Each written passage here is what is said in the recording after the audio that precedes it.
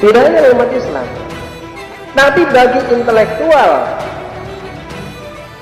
semacam Francis Fukuyama, kemudian flexibilization siapa? Samuel Huntington, kemudian intelektual di Amerika, di Eropa yang memiliki mindset ideologis, mereka melihat Islam itu sebagai sebuah konsep yang mengatur manusia.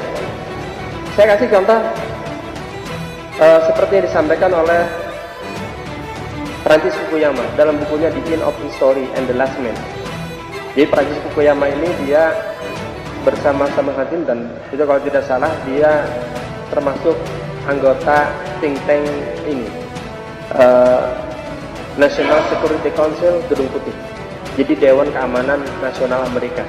Dewan Keamanan Nasional itu lembaga koordinator lembaga-lembaga intelijen di Amerika. Jadi kalau Amerika itu punya banyak sekali lembaga intelijen. Ada mungkin yang biasa kita kenal adalah FBI, CIA, tapi sebenarnya banyak lagi lembaga intelijen. Nah, koordinatornya itu adalah Dewan Keamanan Nasional. Dan Dewan Keamanan Nasional ini lebih mengarah kepada politik luar negeri. Jadi dialah yang memetakan bagaimana dunia ini ditaklukkan, bagaimana dunia ini bisa diarahkan, bagaimana dunia ini bisa dikendalikan. Nah, salah dua think tanknya itu adalah Francis Fukuyama dan Samuel Huntington. Dan apa yang dikatakan oleh Francis Fukuyama? Dia mengatakan begini, saya penggal kalimatnya dia. Adalah benar bahwa konstitusi Islam itu merupakan sebuah ideologi sistemik dan koheren, seperti halnya liberalisme dan komunisme.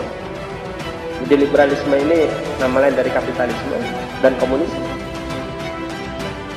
Kalau liberalisme kapitalisme ini memang dedengkotnya Amerika. Kalau komunisme itu sudah runtuh. Dulu raksasanya komunisme itu adalah Uni Soviet.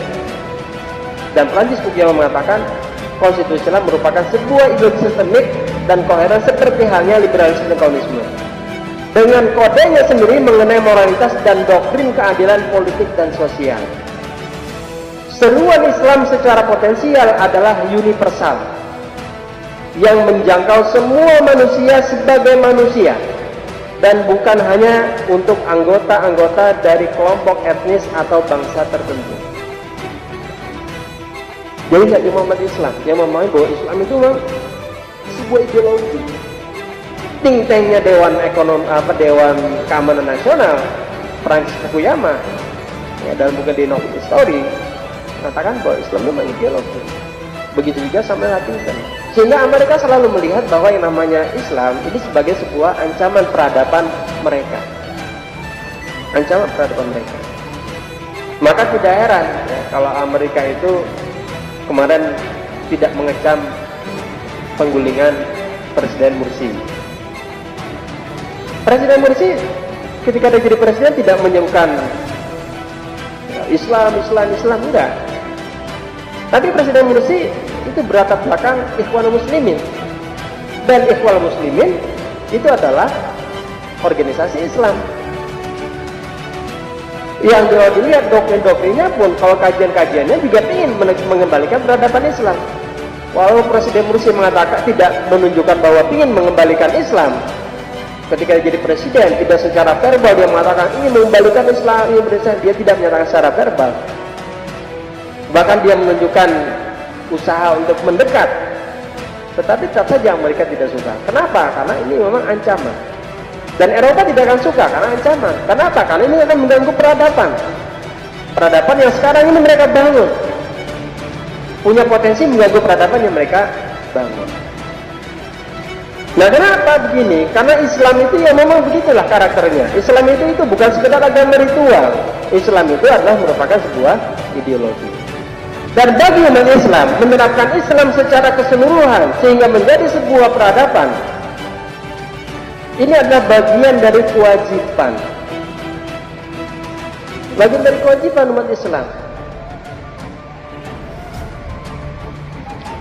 Karena umat Islam ini diseru oleh Allah SWT untuk menerapkan Islam secara keseluruhan yang tiga dimensi tadi. Dalam Quran Surah Al-Baqarah 208, Allah SWT berfirman, A'udzubillahi minasyaitonir rajim. Ya ayyuhalladzina amanu dkhulu fis-silmi kafah wa la tattabi'u khutuwatis syaiton innahu lakum aduwwum mubin. Hai orang-orang yang beriman, masuklah kalian semua ke dalam Islam secara kafah. Dan janganlah mengikuti langkah-langkah setan, karena sesungguhnya setan itu musuh yang nyata bagimu. Ini kewajiban. Dan umat Islam juga paham, kalau kita tidak menerapkan Islam secara keseluruhan, maka itu akan berbuah kenistaan. Akan berbuah kenistaan.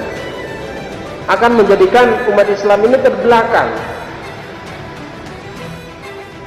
Tapi sebaliknya, kalau umat Islam itu menerapkan Islam secara keseluruhan, maka yang didapat adalah barokah, berkah. Karena dalam Quran surah Al-A'raf ayat 96 Allah SWT berjanji, A'udzubillahi minasyaitonir rajim, wala anna ahlal qura amanu wa taqaw la fatahna 'alaihim barakatun minas sama'i wal ardh walakin kadzabu fa akhadnahum bima kanu yaksibun.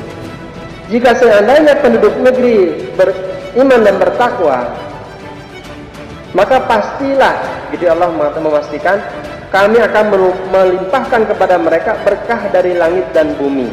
Tetapi mereka mendustakan ayat-ayat kami, maka kami akan siksa mereka disebabkan karena perbuatannya.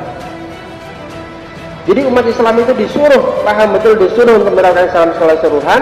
Kalau tidak diterapkan berbuah kenistaan, kalau diterapkan itu berbuah berkah. Dan berkah ini tidak hanya umat Islam, tetapi bagi umat manusia secara keseluruhan.